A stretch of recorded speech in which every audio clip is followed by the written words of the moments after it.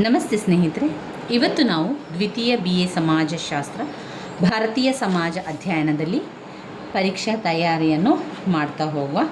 Block 1ರಲ್ಲಿ ವಿವಾಹದ ಪ್ರಕಾರಗಳು, ಹಾಗೆ ವಿವಾಹದ ಕಾರ್ಯಗಳು, ವಿವಾಹದ ಉದ್ದೇಶಗಳನ್ನೆಲ್ಲ ಕೂಡ ಓದ್ಕೊಳ್ಬೇಕು. ತುಂಬಾ ಮುಖ್ಯವಾಗಿರುವಂತಹ ಪ್ರಶ್ನೆ. ಬ್ಲಾಕ್ 2ರಲ್ಲಿ ಕುಟುಂಬದ ಗುಣಲಕ್ಷಣಗಳು, ಬಂಧುತ್ವ, ಧರ್ಮದ ಕಾರ್ಯಗಳು, ಜಾತಿ ಉಗಮದ ಸಿದ್ಧಾಂತವನ್ನು ಓದ್ಕೊಳ್ಬೇಕು. ಬ್ಲಾಕ್ 3ರಲ್ಲಿ ಅನುಸೂಚಿತ ಜಾತಿ ಪಂಗಡಗಳ ಸಮಸ್ಯೆಗಳು, ಅಲ್ಪಸಂಖ್ಯಾತರ ಸಮಸ್ಯೆಗಳು, ಲಿಂಗಾಧಾರಿತ ಶ್ರಮ ವಿಭಜನೆಯ ಪರಿಕಲ್ಪನೆ, ಇದು ತುಂಬಾ ಮುಖ್ಯವಾಗಿರುವಂಥ ಪ್ರಶ್ನೆ. ಬ್ಲಾಕ್ 4ರಲ್ಲಿ ಬಂದಾಗ ಮಹಿಳೆಯರ ಚಳುವಳಿ, ಭಾರತದಲ್ಲಿ ಮಹಿಳಾ ಚಳುವಳಿಯ ಒಂದು ಪಾತ್ರದ ಬಗ್ಗೆ, ಹಾಗೆ ಭಾರತದ ಶಾಸನಾತ್ಮಕ ಕ್ರಮಗಳು, ಸಾಮಾಜಿಕ ಸುಧಾರಣಾ ಚಳುವಳಿಗಳ ಬಗ್ಗೆ, ಸಾಮಾಜಿಕ ಚಳುವಳಿಗಳ ಒಂದು ಆಯಾಮಗಳ ಬಗ್ಗೆ, ಪ್ರಕಾರಗಳ ಬಗ್ಗೆ ತಿಳ್ಕೊಳ್ಬೇಕು, ವಿಧಾನಗಳು, ಆಮೇಲೆ ಹಿಂದುಳಿದ ವರ್ಗ ಚಳುವಳಿ, ಜಾಗತೀಕರಣದ ಅರ್ಥ, ಇವೆಲ್ಲವೂ ಕೂಡ ಓದ್ಕೊಳ್ಬೇಕಾಗಿರುವಂತಹ ಮುಖ್ಯವಾದಂತಹ ಪ್ರಶ್ನೆಗಳು.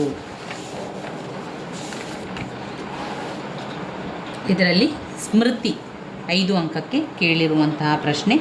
ಮನು ಸ್ಮೃತಿಯ ಬಗ್ಗೆ ಅವಾಗವಾಗ ಅದನ್ನು ತಿಳಿಸ್ತಾ ಇದ್ರು. ಸ್ಮೃತಿ ಎನ್ನುವಂಥದ್ದು ಹಿಂದೂ ನೀತಿ ನಿಯಮಗಳ ಸಂಹಿತೆಯ ಬಗ್ಗೆ ಹೇಳುವಂಥದ್ದು. ಸಮಾಜದಲ್ಲಿನ ಸೂಕ್ತ ಸಾಮಾಜಿಕ ನಡವಳಿಕೆಯನ್ನು ನಿರ್ಬಂಧಿಸಲಿಕ್ಕೆ ಇದು ಮಾರ್ಗದರ್ಶಿಯಾಗಿದೆ. ಸ್ಮೃತಿ ಹಾಗೂ ಶ್ರುತಿ ಜೊತೆಗೂಡಿದಾಗ ಧರ್ಮಶಾಸ್ತ್ರಗಳು ಎಂದು ತಿಳಿಯಬಹುದಾಗಿದೆ. ಇವುಗಳ ಬಗ್ಗೆ ನಾವು ಈಗಾಗಲೇ ತಿಳ್ಕೊಂಡಿದ್ದೇವೆ. ಹಾಗೆ ಪುರುಷಾರ್ಥಗಳನ್ನು ಓದ್ಕೊಳ್ಬೇಕು. ಧರ್ಮ, ಅರ್ಥ, ಕಾಮ, ಮೋಕ್ಷ. ಇನ್ನು ಆಶ್ರಮ ಧರ್ಮದ ಬಗ್ಗೆ ಕೂಡ ನಿಮಗೆ ಗೊತ್ತಿರಲಿ. 4 ಆಶ್ರಮ ಧರ್ಮ ಇದೆ. ಬ್ರಹ್ಮಚರ್ಯಾಶ್ರಮ, ಗೃಹಸ್ಥಾಶ್ರಮ, ವಾನಪ್ರಸ್ಥಾಶ್ರಮ, ಹಾಗೆ ಸನ್ಯಾಸ ಆಶ್ರಮ. ಇದರಲ್ಲಿ ಬ್ರಹ್ಮಚರ್ಯಾಶ್ರಮದ ಬಗ್ಗೆ 5 ಅಂಕಕ್ಕೆ ಕೇಳಿರುವಂತಹ ಪ್ರಶ್ನೆಯಾಗಿದೆ ಅದು.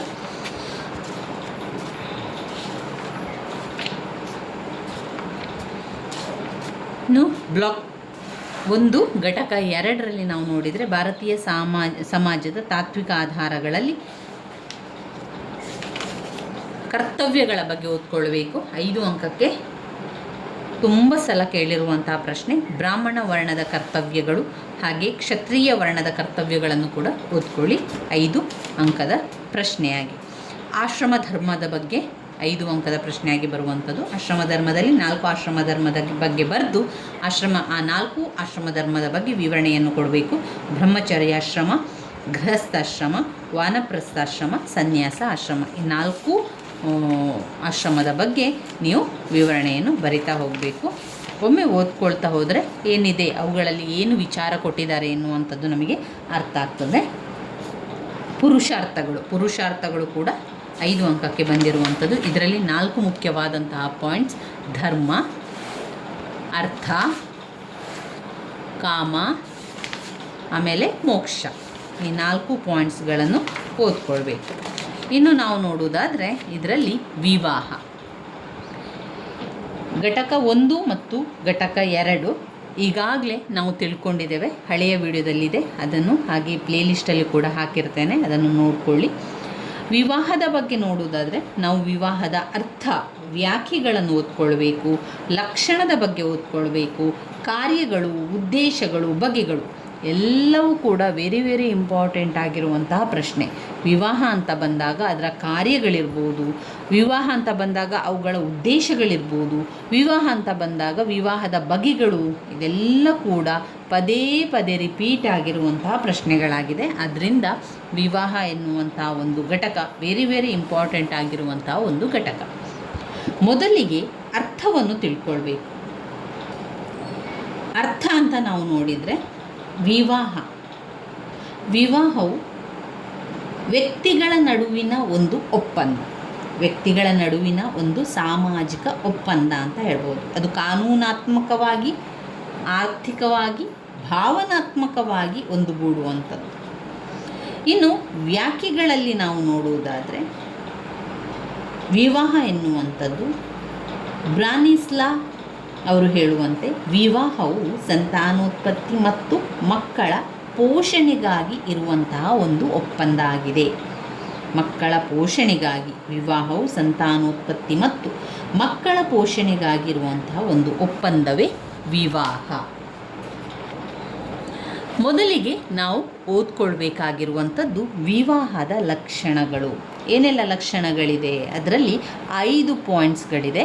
ವಿವಾಹದ ಲಕ್ಷಣಗಳ ಬಗ್ಗೆ 10 ಅಂಕಕ್ಕೆ ಹಲವು ಸಲ ಕೇಳಿರುವಂತಹ ಪ್ರಶ್ನೆ, ಹಾಗೆ ಕಾರ್ಯದ ಬಗ್ಗೆ ಕೂಡ ಕೇಳಿದ್ದಾರೆ.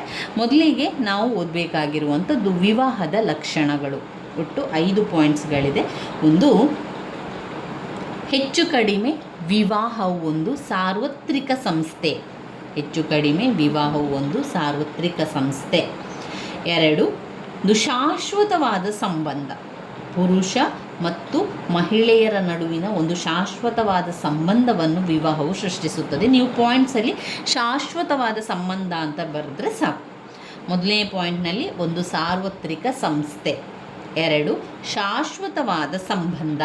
3, ಸಾಮಾಜಿಕ ಕಾನೂನಿನ ಮನ್ನಣೆ ಅವಶ್ಯಕ. ಸಾಮಾಜಿಕ ಹಾಗೂ ಕಾನೂನಿನ ಮನ್ನಣೆ ಅವಶ್ಯಕ. 4, ಕ್ರಿಯಾವಿಧಿಗಳು ಹಾಗೂ ಆಚರಣೆಗಳೊಂದಿಗೆ ಹೆಣೆದುಕೊಂಡಿದೆ. ಕ್ರಿಯಾವಿಧಿಗಳು ಮತ್ತು ಆಚರಣೆಗಳೊಂದಿಗೆ ಹೆಣೆದುಕೊಂಡಿದೆ. 5, ಪಾರಸ್ಪರಿಕ ಹೊಣೆಗಾರಿಕೆಗಳನ್ನು ಸೃಷ್ಟಿಸುತ್ತದೆ. ವಿವಾಹ ಎನ್ನುವಂಥದ್ದು ಪರಸ್ಪರ ಹೊಣೆಗಾರಿಕೆಯನ್ನು ಸೃಷ್ಟಿ ಮಾಡುತ್ತದೆ. ಇವಿಷ್ಟು ವಿವಾಹದ ಲಕ್ಷಣಗಳು. ಮತ್ತೊಮ್ಮೆ ಪಾಯಿಂಟ್ಸ್ಗಳನ್ನು ಹೇಳ್ತಾ ಹೋಗ್ತೇನೆ, ನೀವು ಕೂಡ ಪಾಯಿಂಟ್ಸನ್ನು ರಿಪೀಟ್ ಮಾಡಿ ಹೇಳಿ. ವಿವಾಹದ ಲಕ್ಷಣಗಳು: 1, ಸಾರ್ವತ್ರಿಕ ಸಂಸ್ಥೆ. ವಿವಾಹವು ಒಂದು ಸಾರ್ವತ್ರಿಕ ಸಂಸ್ಥೆ. ವಿವಾಹವು ಒಂದು ಸಾರ್ವತ್ರಿಕ ಸಂಸ್ಥೆ. 2, ವಿವಾಹ ಒಂದು ಶಾಶ್ವತವಾದ ಸಂಬಂಧ. ವಿವಾಹವು ಒಂದು ಶಾಶ್ವತವಾದ ಸಂಬಂಧ. 3, ವಿವಾಹಕ್ಕೆ ಸಾಮಾಜಿಕ ಹಾಗೂ ಕಾನೂನಿನ ಮನ್ನಣೆ ಅವಶ್ಯಕ. ವಿವಾಹಕ್ಕೆ ಸಾಮಾಜಿಕ ಹಾಗೂ ಕಾನೂನಿನ ಮನ್ನಣೆ ಅವಶ್ಯಕ. 4, ವಿವಾಹವು ಕ್ರಿಯಾವಿಧಿಗಳು ಹಾಗೂ ಆಚರಣೆಗಳೊಂದಿಗೆ ಹೆಣೆದುಕೊಂಡಿದೆ. ವಿವಾಹವು ಕ್ರಿಯಾವಿಧಿಗಳು ಹಾಗೂ ಆಚರಣೆಗಳೊಂದಿಗೆ ಹೆಣೆದುಕೊಂಡಿದೆ. 5, ವಿವಾಹವು ಪಾರಸ್ಪರಿಕ ಹೊಣೆಗಾರಿಕೆಗಳನ್ನು ಸೃಷ್ಟಿಸುತ್ತದೆ. ಪಾರಸ್ಪರಿಕ ಹೊಣೆಗಾರಿಕೆಗಳನ್ನು ಸೃಷ್ಟಿಸುತ್ತದೆ. ವಿವಾಹವು ಪಾರಸ್ಪರಿಕ ಹೊಣೆಗಾರಿಕೆಗಳನ್ನು ಸೃಷ್ಟಿಸುತ್ತದೆ. ಇವಿಷ್ಟು ನಮ್ಮ ವಿವಾಹದ ಲಕ್ಷಣಗಳಾಗಿದೆ. ಮೊದಲನೇದಾಗಿ ಅದು ಒಂದು ಸಾರ್ವತ್ರಿಕ ಸಂಸ್ಥೆ. ಅಂದರೆ ವಿವಾಹ ಎನ್ನುವಂಥದ್ದು ಹೆಚ್ಚು ಕಡಿಮೆಯಾಗಿ ಒಂದು ಸಾರ್ವತ್ರಿಕ ಸಂಸ್ಥೆಯಾಗಿ ಅದು ಕೆಲಸಗಳನ್ನು ಮಾಡುವಂಥದ್ದು. ವಿವಾಹದ ಬಗೆಗಳು, ವಿವಾಹದ ವಿಧಿಗಳು, ಆಚರಣೆಗಳು, ವಿವಾಹದಲ್ಲಿ ಸಂಗಾತಿಗಳ ಸಂಖ್ಯೆ ಇತ್ಯಾದಿ ಸಾಮಾನ್ಯವಾಗಿ ಒಂದು ಪ್ರದೇಶದಿಂದ ಮತ್ತೊಂದು ಪ್ರದೇಶಕ್ಕೆ ವ್ಯತ್ಯಾಸ ಆಗಿ ಕಾಣ್ತದೆ. ಉದಾಹರಣೆಗೆ, ಜಪಾನಿನಲ್ಲಿ ಬ್ರಹ್ಮಚರ್ಯೆಯನ್ನು ಸಾರ್ವತ್ರಿಕವಾಗಿ ಖಂಡಿಸಲಾಗಿದೆ. ಕೊರಿಯಾದಲ್ಲಿ ಅವಿವಾಹಿತ ವ್ಯಕ್ತಿಗಳನ್ನು ಅಪೂರ್ಣಗೊಂಡ ವ್ಯಕ್ತಿಗಳು ಅಂತ ಕರೀತಾರೆ. ಹಿಂದೂಗಳಲ್ಲಿ ವಿವಾಹವು ಒಂದು ಪವಿತ್ರವಾದ ಸಂಸ್ಕಾರವಾಗಿದ್ದು ಹೆಚ್ಚು ಕಡಿಮೆ ಅವಶ್ಯಕವಾದುದಾಗಿದೆ. ನೀಲಗಿರಿಯ ತೋಡ ಜನರು ವಿವಾಹಕ್ಕೆ ಮೊದಲೇ ಅವಿವಾಹಿತ ಹೆಣ್ಣು ಮಗು ಸಾವನ್ನಪ್ಪಿದರೆ ಕ್ರಿಯಾವಿಧಿಗಳ ನೆರವೇರಿಸುವಿಕೆಯನ್ನು ನಿರಾಕರಿಸುತ್ತಿದ್ದರು. ಆದರೆ ಪಾರ್ಥಿವ ಶರೀರಕ್ಕೆ ವೈವಾಹಿಕ ಕಾರ್ಯಗಳ ವಿಧಿವಿಧಾನಗಳನ್ನು ನೆರವೇರಿಸಿದ ನಂತರವೇ ಶವ ಸಂಸ್ಕಾರವನ್ನು ಮಾಡಲಾಗುತ್ತಿತ್ತು. ಕನ್ಫ್ಯೂಷಿಯಸ್ ಎಂಬ ಚೀನಿ ತತ್ವಜ್ಞಾನಿಯ ಪ್ರಕಾರ ಜೀವನ ಪೂರ್ತಿ ಯಾವ ವ್ಯಕ್ತಿಗಳು ಅವಿವಾಹಿತರಾಗಿ ಉಳಿಯುವರೋ ಅವರು ದೊಡ್ಡ ಅಪರಾಧ ಎಸಗಿದಂತೆ. ಇವು ಹೆಚ್ಚು ಕಡಿಮೆ ವಿವಾಹ ಒಂದು ಸಾರ್ವತ್ರಿಕ ಸಂಸ್ಥೆ ಅಂತ ಹೇಳುವಂಥದ್ದಕ್ಕೆ ವಿವರಣೆಯಾಗಿ ನೀವು ಬರಿತಾ ಹೋಗಬೇಕು. ಇನ್ನು ವಿವರಣೆಯ ಬಗ್ಗೆ ಹೆಚ್ಚು ಚಿಂತೆ ಮಾಡಿಕೊಳ್ಬೇಡಿ. ಒಮ್ಮೆ ನೋಡಿಕೊಂಡು ಏನಿದೆ ಅದರೊಳಗೆ ವಿಚಾರ ಎನ್ನುವಂಥದ್ದು ನಿಮಗೆ ಸ್ವಲ್ಪ ಗೊತ್ತಿದ್ದರೆ ಸಾಕು. ನಂತರ ನಿಮಗೆ ಎಲ್ಲವನ್ನು ಕೂಡ ಬರಿತಾ ಹೋಗಲಿಕ್ಕೆ ಆಗ್ತದೆ. 2ನೇ ಪಾಯಿಂಟ್, ವಿವಾಹವು ಒಂದು ಶಾಶ್ವತವಾದ ಸಂಬಂಧ. ವಿವಾಹ ಯಾವಾಗಲೂ ಅದು ಒಂದು ಶಾಶ್ವತವಾದ ಸಂಬಂಧ ಅಂತ ಹೇಳುವಂಥದ್ದು ವಯಸ್ಕ ಪುರುಷರು ಹಾಗೂ ಮಹಿಳೆಯ ನಡುವೆ ಒಂದು ಅಪೇಕ್ಷಿತ, ಸಾಪೇಕ್ಷಿತ, ಶಾಶ್ವತ, ಹೆಚ್ಚು ಕಡಿಮೆ ದೀರ್ಘಕಾಲದ ಬಂಧವನ್ನು ವಿವಾಹವು ಸೃಷ್ಟಿಸುತ್ತದೆ. ಲೈಂಗಿಕ ಬಯಕೆಗಳನ್ನು ತೃಪ್ತಿಪಡಿಸುವುದಲ್ಲದೆ ಸಂತಾನೋತ್ಪತ್ತಿಯ ನಂತರವೂ ಕೂಡ ಪತಿ ಪತ್ನಿಯರ ನಡುವಿನ ಸಂಬಂಧ ಸುದೀರ್ಘವಾಗಿ ಮುಂದುವರಿಯುವಂಥದ್ದಾಗಿದೆ. ಇಲ್ಲಿ ಪುರುಷ ಮತ್ತು ಮಹಿಳೆಯರ ನಡುವಿನ ಒಂದು ಶಾಶ್ವತ ಸಂಬಂಧವನ್ನು ವಿವಾಹವು ಸೃಷ್ಟಿಸುತ್ತದೆ. 3, ಸಾಮಾಜಿಕ ಮತ್ತು ಕಾನೂನಿನ ಮನ್ನಣೆ ಅವಶ್ಯಕ. ಸಾಮಾಜಿಕ ಮತ್ತು ಕಾನೂನಿನ ಮನ್ನಣೆ ಅವಶ್ಯಕವಿದೆ. ವಿವಾಹವು ಪದ್ಧತಿಗಳು, ನೈತಿಕ ನಿಯಮಗಳು, ಇತ್ಯಾದಿ ಮೂಲಕ ಸಮಾಜ ಮನ್ನಣೆ ನೀಡಿದಾಗ ಮಾತ್ರವೇ ಒಂದು ವೈವಾಹಿಕ ಸಂಬಂಧಕ್ಕೆ ಪುರುಷ ಅಥವಾ ಮಹಿಳೆ ಒಳಗಾಗುತ್ತಾರೆ. ಕೆಲವು ಸಂದರ್ಭದಲ್ಲಿ ರಾಜ್ಯವು ಕೂಡ ವಿವಾಹಕ್ಕೆ ಮನ್ನಣೆಯನ್ನು ನೀಡ್ತದೆ. ಹಾಗಾಗಿ ರಾಜ್ಯವಾಗಲಿ ಅಥವಾ ಸಮಾಜವಾಗಲಿ ಪುರುಷ ಮತ್ತು ಮಹಿಳೆಯರ ವೈವಾಹಿಕ ಸಂಬಂಧಕ್ಕೆ ಮನ್ನಣೆಯನ್ನು ನೀಡಬೇಕಾಗುತ್ತದೆ. ರಾಜ್ಯ ಅಥವಾ ಸಮಾಜದ ಒಪ್ಪಿಗೆ ವೈವಾಹಿಕ ಸಂಬಂಧ ಸ್ಥಾಪನೆಗೆ ಮೂಲಭೂತ ಪೂರ್ವ ಷರತ್ತಾಗಿರುತ್ತದೆ. 4ನೇ ಪಾಯಿಂಟ್ನಲ್ಲಿ ವಿವಾಹವು ಕ್ರಿಯಾವಿಧಿಗಳು ಹಾಗೂ ಆಚರಣೆಗಳೊಂದಿಗೆ ಹೆಣೆದುಕೊಂಡಿದೆ. ಕ್ರಿಯಾವಿಧಿಗಳು ಮತ್ತು ಆಚರಣೆಗಳೊಂದಿಗೆ ಹೆಣೆದುಕೊಂಡಿರುವಂಥದ್ದು. ಬೇರೆ ಬೇರೆ ಆಚರಣೆಗಳನ್ನು ಮಾಡ್ತಾರೆ, ಬೇರೆ ಬೇರೆ ಮಾಂಗಲ್ಯ ಧಾರಣೆಗಳನ್ನು ಮಾಡುವಂಥದ್ದು, ಬೇರೆ ರೀತಿಯಲ್ಲಿ ಸಪ್ತಪದಿ ತೊಳೆಯುವಂಥದ್ದು, ವೈವಾಹಿಕ ಉಂಗುರ ಧಾರಣೆ ಮೊದಲಾದವುಗಳು ಆಚರಣೆ ಔಪಚಾರಿಕೆಗಳು ಪದ್ಧತಿಗಳ ಮೂಲಕ ವಿವಾಹವು ಸಾಮಾಜಿಕ ಮನ್ನಣೆ ಎನ್ನುವುದು ಪಡೆದುಕೊಳ್ಳುತ್ತದೆ. 5ನೇ ಪಾಯಿಂಟ್ನಲ್ಲಿ ವಿವಾಹವು ಪಾರಸ್ಪರಿಕ ಹೊಣೆಗಾರಿಕೆಗಳನ್ನು ಸೃಷ್ಟಿಸುತ್ತದೆ. ಪರಸ್ಪರ ಏನು ಮಾಡ್ತದೆ? ಅದು ಹೊಣೆಗಾರಿಕೆಯನ್ನು ಸೃಷ್ಟಿ ಮಾಡ್ತದೆ. ವಿವಾಹವು ಪತಿ ಮತ್ತು ಪತ್ನಿಯರ ಮೇಲೆ ನಿರ್ದಿಷ್ಟವಾದಂತಹ ಹಕ್ಕು ಹಾಗೂ ಕರ್ತವ್ಯಗಳನ್ನು ಹೇರುತ್ತಾ ಪತಿ ಪತ್ನಿಯರು ಹಾಗೂ ಅವರ ಮಕ್ಕಳು ಪಾರಸ್ಪರಿಕವಾಗಿ ಬೆಂಬಲ ಹೊಂದಲಿಕ್ಕೆ ಹಕ್ಕುಗಳು ಹಾಗೂ ಕರ್ತವ್ಯಗಳು ಅವಶ್ಯಕವಾಗಿದೆ. ಇವಿಷ್ಟು ನಮ್ಮ ವಿವಾಹದಲ್ಲಿ, ಹಿಂದೂ ವಿವಾಹದಲ್ಲಿನ ಲಕ್ಷಣಗಳಾಗಿದೆ. ಮತ್ತೊಮ್ಮೆ ಪಾಯಿಂಟ್ಸನ್ನು ಹೇಳ್ತಾ ಹೋಗ್ತಾನೆ. ಪಾಯಿಂಟ್ಸನ್ನು ನೀವು ಕೂಡ ರಿಪೀಟ್ ಮಾಡಿ ಹೇಳಿ. ವಿವಾಹದ ಲಕ್ಷಣಗಳು: ವಿವಾಹವು ಒಂದು ಸಾರ್ವತ್ರಿಕ ಸಂಸ್ಥೆ. ವಿವಾಹವು ಒಂದು ಸಾರ್ವತ್ರಿಕ ಸಂಸ್ಥೆ. 2ನೇ ಪಾಯಿಂಟ್, ವಿವಾಹವು ಒಂದು ಶಾಶ್ವತವಾದ ಸಂಬಂಧ. ವಿವಾಹ ಒಂದು ಶಾಶ್ವತವಾದ ಸಂಬಂಧ. 3, ವಿವಾಹವು ಸಾಮಾಜಿಕ ಮತ್ತು ಕಾನೂನಿನ ಮನ್ನಣೆ ಅವಶ್ಯಕವಿದೆ. ವಿವಾಹಕ್ಕೆ ಸಾಮಾಜಿಕ ಹಾಗೂ ಕಾನೂನಿನ ಮನ್ನಣೆ ಅವಶ್ಯಕತೆ ಇದೆ. 4, ವಿವಾಹವು ಕ್ರಿಯಾವಿಧಿಗಳು ಹಾಗೂ ಆಚರಣೆಗಳೊಂದಿಗೆ ಹೆಣೆದುಕೊಂಡಿದೆ. ವಿವಾಹವು ಕ್ರಿಯಾವಿಧಿಗಳು ಮತ್ತು ಆಚರಣೆಯೊಂದಿಗೆ ಹೆಣೆದುಕೊಂಡಿದೆ. 5ನೇದು, ವಿವಾಹ ಎನ್ನುವಂಥದ್ದು ಪಾರಸ್ಪರಿಕ ಹೊಣೆಗಾರಿಕೆಗಳನ್ನು ಅದು ಸೃಷ್ಟಿ ಮಾಡುತ್ತದೆ ಎನ್ನುವಂಥದ್ದು. ಇದು ವಿವಾಹದ ಲಕ್ಷಣಗಳಲ್ಲಿ ನೀವು ಓದ್ಕೊಳ್ಬೇಕಾಗಿರುವಂಥದ್ದು. ಪಾಯಿಂಟ್ಸ್ಗಳನ್ನು ಮತ್ತೊಮ್ಮೆ ಹೇಳ್ಕೊಳ್ಳಿ. ಆ ಪಾಯಿಂಟ್ಸ್ಗಳನ್ನು ಸರಿಯಾಗಿ ನೆನಪಲ್ಲಿಟ್ಕೊಂಡ್ರೆ ನಿಮಗೆ ವಿವರಣೆಯನ್ನು ಕೂಡ ಬರೀಲಿಕ್ಕೆ ಸಾಧ್ಯ ಆಗ್ತದೆ. ಆ ವಿವರಣೆಯನ್ನು ಒಮ್ಮೆ ನೋಡ್ತಾ ಹೋಗಿ. ನಿಮ್ಮಲ್ಲಿ ಟೆಕ್ಸ್ಟ್ ಬುಕ್ ಇದೆ ಅಂತಾದರೆ ನೀವು ಆ ವಿವರಣೆಯನ್ನು ಒಮ್ಮೆ ನೋಡ್ತಾ ಹೋಗಿ.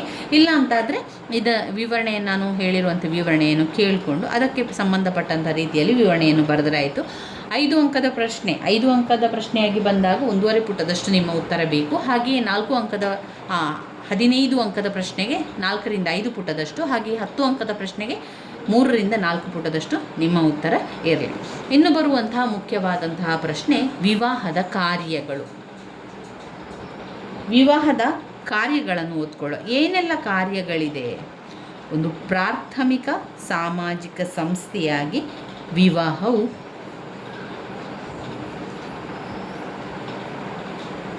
ಸದಸ್ಯರುಗಳ ಲೈಂಗಿಕ ಜೀವನವನ್ನು ನಿಯಂತ್ರಿಸುತ್ತದೆ ಹಾಗೂ ನಿಬಂಧನೆಗೊಳಪಡಿಸುತ್ತದೆ. ವಾಸ್ತವವಾಗಿ ಸಮಾಜದ ಮತ್ತೊಂದು ಮೂಲಭೂತ ಸಾಮಾಜಿಕ ಸಂಸ್ಥೆಯಾದಂತಹ ಕುಟುಂಬದ ಜೊತೆ ವಿವಾಹವು ಸಂಬಂಧ ಹೊಂದಿದೆ. ಎರಡೂ ಸಂಸ್ಥೆಗಳು ಒಂದಕ್ಕೊಂದು ಪೂರಕವಾಗಿದೆ. ವಿವಾಹದ ಮಹತ್ವವು ಅದರ ಕಾರ್ಯದಲ್ಲಡಗಿದೆ. ವಿವಾಹದ ಕಾರ್ಯಗಳಲ್ಲಿ ಒಂದೊಂದೇ ಪಾಯಿಂಟ್ಸನ್ನು ನೋಡ್ತಾ ಹೋಗುವ. ತುಂಬಾ ಪಾಯಿಂಟ್ಸ್ಗಳು ಇದೆ. 1 2 3 4 5 6 7 8 ಪಾಯಿಂಟ್ಸ್ಗಳಿದೆ ವಿವಾಹದ ಕಾರ್ಯಗಳಲ್ಲಿ. ಮೊದಲನೆಯದಾಗಿ ಲೈಂಗಿಕ ಜೀವನದ ನಿಬಂಧನೆ.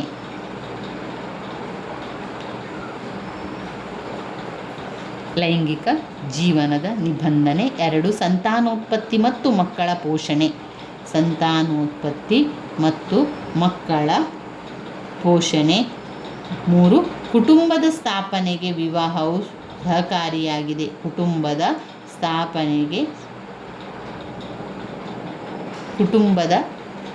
ಸ್ಥಾಪನೆಗೆ ವಿವಾಹವು ಸಹಕಾರಿಯಾಗಿದೆ. 4ನೇ ಪಾಯಿಂಟ್, ವಿವಾಹವು ಕುಟುಂಬ ಹಾಗೂ ಸಮಾಜದಲ್ಲಿ ಲೈಂಗಿಕ ಸಂಬಂಧವನ್ನು ನಿಬಂಧನೆಗೊಳಪಡಿಸುತ್ತದೆ. ವಿವಾಹ ಎನ್ನುವಂಥದ್ದು ಕುಟುಂಬ ಮತ್ತು ಸಮಾಜದಲ್ಲಿ ಲೈಂಗಿಕ ಸಂಬಂಧಗಳನ್ನು ನಿಬಂಧನೆಗೊಳಪಡಿಸುತ್ತದೆ. ಆರ್ಥಿಕ ಸಹಕಾರ ಮತ್ತು ಭದ್ರತೆ.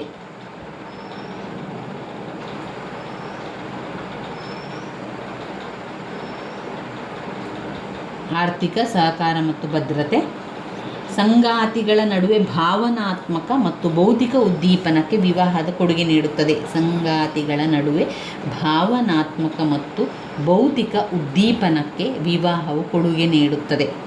ಒಡನಾಡಿತನ ಮತ್ತು ಭಾವನಾತ್ಮಕ ಬೆಂಬಲ. ಒಡನಾಡಿತನ ಮತ್ತು ಭಾವನಾತ್ಮಕ ಬೆಂಬಲ. ಒಡನಾಡಿತನ ಮತ್ತು ಭಾವನಾತ್ಮಕ ಬೆಂಬಲ.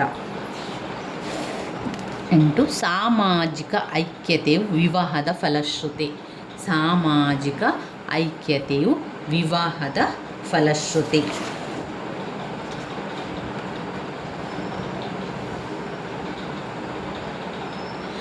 ಮೊದಲನೇ ಪಾಯಿಂಟ್, ವಿವಾಹದ ಕಾರ್ಯಗಳಲ್ಲಿ ಲೈಂಗಿಕ ಜೀವನದ ನಿಬಂಧನೆ, ಸಂತಾನೋತ್ಪತ್ತಿ ಮತ್ತು ಮಕ್ಕಳ ಪೋಷಣೆ.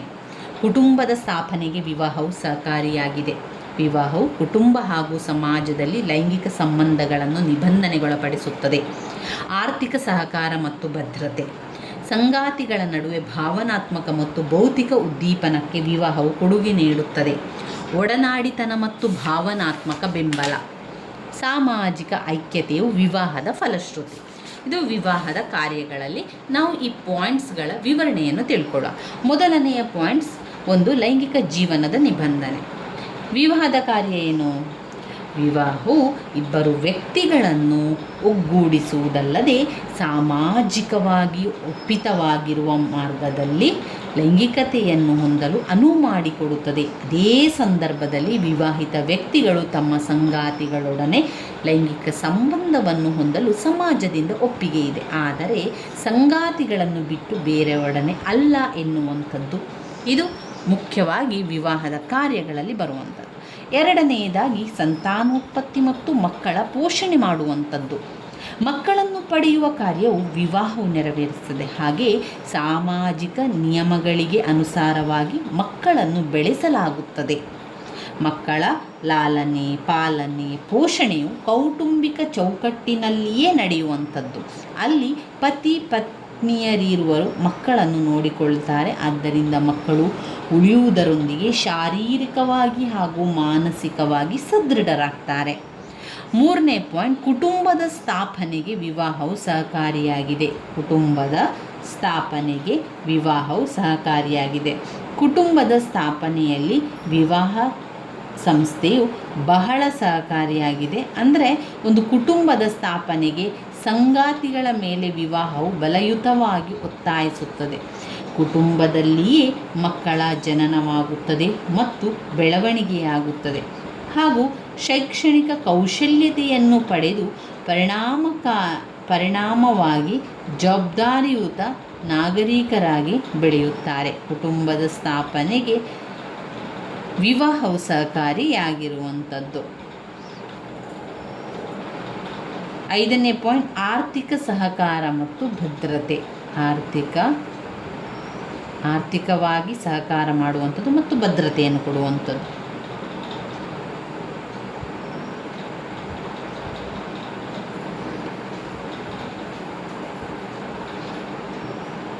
ಕುಟುಂಬದ ಸ್ಥಾಪನೆಗೆ ವಿವಾಹವು ಹೇಗೆ ಸಹಕಾರಿಯಾಗಿದೆ? ಕುಟುಂಬದ ಸ್ಥಾಪನೆಯಲ್ಲಿ ವಿವಾಹ ಸಂಸ್ಥೆಯು ಬಹಳ ಸಹಕಾರಿಯಾಗಿದೆ. ಅಂದರೆ ಒಂದು ಕುಟುಂಬದ ಸ್ಥಾಪನೆಗೆ ಸಂಗಾತಿಗಳ ಮೇಲೆ ವಿವಾಹವು ಬಲಯುತವಾಗಿ ಒತ್ತಾಯಿಸ್ತದೆ. ಕುಟುಂಬದಲ್ಲಿಯೇ ಮಕ್ಕಳ ಜನನವಾಗುವಂಥದ್ದು ಅದು ಅದರಲ್ಲಿ ಬರುವಂಥದ್ದು. ಅಂದರೆ ಬೆಳವಣಿಗೆ ಆಗುವಂಥದ್ದು, ಶೈಕ್ಷಣಿಕ ಕೌಶಲ್ಯತೆಯನ್ನು ಪಡೆಯುವಂಥದ್ದು, ಪರಿಣಾಮವಾಗಿ ಜವಾಬ್ದಾರಿಯುತ ನಾಗರಿಕರಾಗಿ ಬೆಳೆಯುತ್ತಾರೆ. ವಿವಾಹವು ಕುಟುಂಬ ಹಾಗೂ ಸಮಾಜದಲ್ಲಿ ಲೈಂಗಿಕ ಸಂಬಂಧವನ್ನು ನಿಬಂಧನೆಗೊಳಪಡಿಸುತ್ತದೆ ಎನ್ನುವಂಥದ್ದು ಅಗಮ್ಯ ಗಮನ ನಿಷೇಧವೆಂದು ಕರೆಯಲಾಗ್ತದೆ. ನಿರ್ದಿಷ್ಟ ನಿಯಮಗಳ ಸಹಾಯದೊಂದಿಗೆ ಸಮಾಜದಲ್ಲಿನ ಹತ್ತಿರದ ಸಂಬಂಧಿಗಳಲ್ಲಿ, ಅಂದರೆ ತಾಯಿ ಮತ್ತು ಮಗ, ಸಹೋದರ ಮತ್ತು ಸಹೋದರಿ, ತಂದೆ ಮತ್ತು ಮಗಳ ನಡುವೆ ಒಂದು ಸಂಬಂಧವನ್ನು ನಿಷೇಧಿಸುವಂಥದ್ದು, ಲೈಂಗಿಕ ಸಂಬಂಧ ನಿಷೇಧಿಸುವಂಥದ್ದು ಮುಂದುವರಿದು ವಿವಾಹ ಪೂರ್ವ, ವಿವಾಹೇತರ ಸಂಬಂಧಗಳ ಮೇಲೆ ವಿವಾಹವು ಹಲವಾರು ನಿರ್ಬಂಧಗಳನ್ನು ಹಾಕುತ್ತದೆ. ಆರ್ಥಿಕ ಸಹಕಾರ ಮತ್ತು ಭದ್ರತೆ ಅಂತ ಹೇಳಿದರೆ, ಆರ್ಥಿಕ ಚಟುವಟಿಕೆಗಳಲ್ಲಿ ವ್ಯಕ್ತಿಗೆ ಮೌಲ್ಯಯುತ ಹಾಗೂ ವಿಶ್ವಾಸಾರ್ಹ ಸಹಾಯವನ್ನು ಏನು ಕೊಡ್ತದೆ? ವಿವಾಹವು ಕೊಡ್ತದೆ. ಈಗ ಯಾವುದೇ ಒಂದು ಕುಟುಂಬಕ್ಕೆ ಆರ್ಥಿಕವಾಗಿ ಸಹಕಾರ ಬೇಕು, ಭದ್ರತೆ ಬೇಕು. ಕುಟುಂಬದ ಬೆಂಬಲಕ್ಕೆ ಜೋಡಿಗಳು ಪತಿಪತ್ನಿಯರ ಮನೆಗಳಲ್ಲಿ, ಹೊಲಗದ್ದೆಗಳಲ್ಲಿ, ಕಾನನಗಳಲ್ಲಿ, ವೃತ್ತಿಗಳಲ್ಲಿ ಒಟ್ಟಿಗೆ ದುಡಿತಾರೆ. ಪಾರಸ್ಪರಿಕವಾಗಿ ಅಗತ್ಯತೆಗಳನ್ನು ಅವರು ನೋಡಿಕೊಳ್ತಾರೆ. ಜೊತೆಗೆ ಆಹಾರ, ಬಟ್ಟೆ, ವಸತಿ, ಶಿಕ್ಷಣ, ವೈದ್ಯಕೀಯ ಹಾಗೂ ಮನರಂಜನಾತ್ಮಕ ಅಗತ್ಯಗಳು ಹಾಗೂ ಇತರೆ ಮಕ್ಕಳ ಆರ್ಥಿಕ ಅವಶ್ಯಕತೆಗಳನ್ನು ಕೂಡ ಅವರು ನೋಡಿಕೊಳ್ಳುತ್ತಾರೆ. ಇನ್ನು ಸಂಗಾತಿಗಳ ನಡುವೆ ಭಾವನಾತ್ಮಕ ಮತ್ತು ಭೌತಿಕ ಉದ್ದೀಪನಕ್ಕೆ ವಿವಾಹವು ಕೊಡುಗೆಯನ್ನು ನೀಡುತ್ತದೆ. ವಿವಾಹ ಸಂಸ್ಥೆಯು ಸಂಗಾತಿಗಳನ್ನು ಹತ್ತಿರಕ್ಕೆ ತರುವುದಲ್ಲದೆ ಪಾರಸ್ಪರಿಕವಾಗಿ ಹೆಚ್ಚಿನ ಪ್ರೀತಿಯನ್ನು ಕೂಡ ವೃದ್ಧಿಸುತ್ತದೆ. ಜೀವನ ಸಂಗಾತಿಗಳಲ್ಲಿನ ಒಡನಾಡಿತನವನ್ನು ಕೂಡ ಗಟ್ಟಿಗೊಳಿಸುತ್ತದೆ. ಒಡನಾಡಿತನ ಮತ್ತು ಭಾವನಾತ್ಮಕ ಬೆಂಬಲ. ಪತಿ ಪತ್ನಿಯರ ಬಗೆಯಲ್ಲಿರುವ ಜೀವನ ಸಂಗಾತಿಯ ಸ್ಥಿರ ಒಡನಾಡಿಯನ್ನು ವಿವಾಹವು ಒದಗಿಸುತ್ತದೆ. ಪ್ರಾರಂಭದಲ್ಲಿ ವಧುವರರ ನಡುವೆ ಪರಸ್ಪರ ಅರಿವು, ತಿಳುವಳಿಕೆ ಇರುವುದಿಲ್ಲ. ಆದರೆ ಅವರು ಜೊತೆಗೂಡಿ ಕಾಲ ಕಳೆದ ನಂತರ ಪತಿ ಪತ್ನಿಯರು ಉತ್ತಮ ಸ್ನೇಹಿತರಾಗ್ತಾರೆ. ವರ್ಷಗಳು ಕಳೆದಂತೆ ಪ್ರೀತಿಯು ಇಬ್ಬರಲ್ಲಿಯೂ ಕೂಡ ಬೆಳೆಯಲಾರಂಭಿಸುತ್ತದೆ. ಸಾಮಾಜಿಕವಾಗಿ, ಆರ್ಥಿಕವಾಗಿ, ಭಾವನಾತ್ಮಕವಾಗಿ ಪರಸ್ಪರ ಸುಖ ದುಃಖಗಳಲ್ಲಿ ಸಹಾಯವನ್ನು ಮಾಡ್ತಾರೆ. ಕುಟುಂಬದ ನಿರ್ವಹಣೆಯಲ್ಲಿ ಒಬ್ಬರೊಬ್ಬರ ದೃಷ್ಟಿಕೋನದ ಉತ್ತಮ ತಿಳುವಳಿಕೆಯನ್ನು ಬೆಳೆಸಿಕೊಳ್ಳುತ್ತಾರೆ. ಸಾಮಾಜಿಕ ಐಕ್ಯತೆಯು ವಿವಾಹದ ಫಲಶ್ರುತಿಯಾಗಿರುವಂಥದ್ದು. ವಿವಾಹ ಸಂಸ್ಥೆಯು ಎರಡು ಕುಟುಂಬಗಳನ್ನು ಒಗ್ಗೂಡಿಸುತ್ತದೆ ಹಾಗೂ ಸಂಬಂಧಿಗಳನ್ನು ಅವರ ತೆಕ್ಕೆಗೆ ತರುತ್ತದೆ. ಸಮುದಾಯಗಳು ಹಾಗಾಗಿ ಸಾಮಾಜಿಕ ಐಕ್ಯತೆಯನ್ನು ಅದು ಪ್ರೋತ್ಸಾಹಿಸುತ್ತದೆ. ಇವಿಷ್ಟು ವಿವಾಹದ ಕಾರ್ಯಗಳಲ್ಲಿ ನಾವು ಓದಲೇಬೇಕಾಗಿರುವಂಥದ್ದು. ವಿವಾಹದ ಕಾರ್ಯಗಳನ್ನು ಮತ್ತೊಮ್ಮೆ ಪಾಯಿಂಟ್ಸ್ ಹೇಳ್ತಾ ಹೋಗ್ತಾನೆ, ರಿಪೀಟ್ ಮಾಡಿಕೊಳ್ಳಿ. 1. ಲೈಂಗಿಕ ಜೀವನದ ನಿಬಂಧನೆ. 2. ಸಂತಾನೋತ್ಪತ್ತಿ ಮತ್ತು ಮಕ್ಕಳ ಪೋಷಣೆ. 3. ಕುಟುಂಬದ ಸ್ಥಾಪನೆಗೆ ವಿವಾಹವು ಸಹಕಾರಿಯಾಗಿದೆ. 4. ವಿವಾಹವು ಕುಟುಂಬ ಹಾಗೂ ಸಮಾಜದಲ್ಲಿ ಲೈಂಗಿಕ ಸಂಬಂಧಗಳನ್ನು ನಿಬಂಧನೆಗೊಳಪಡಿಸುತ್ತದೆ. 5. ಆರ್ಥಿಕ ಸಹಕಾರ ಮತ್ತು ಭದ್ರತೆ. 6. ಸಂಗಾತಿಗಳ ನಡುವೆ ಭಾವನಾತ್ಮಕ ಮತ್ತು ಬೌದ್ಧಿಕ ಉದ್ದೀಪನಕ್ಕೆ ವಿವಾಹವು ಕೊಡುಗೆ ನೀಡುತ್ತದೆ. 7. ಒಡನಾಡಿತನ ಮತ್ತು ಭಾವನಾತ್ಮಕ ಬೆಂಬಲ. 8. ಸಾಮಾಜಿಕ ಐಕ್ಯತೆಯು ವಿವಾಹದ ಫಲಶ್ರುತಿ. ಸಾಮಾಜಿಕ ಐಕ್ಯತೆಯು ವಿವಾಹದ ಫಲಶ್ರುತಿ.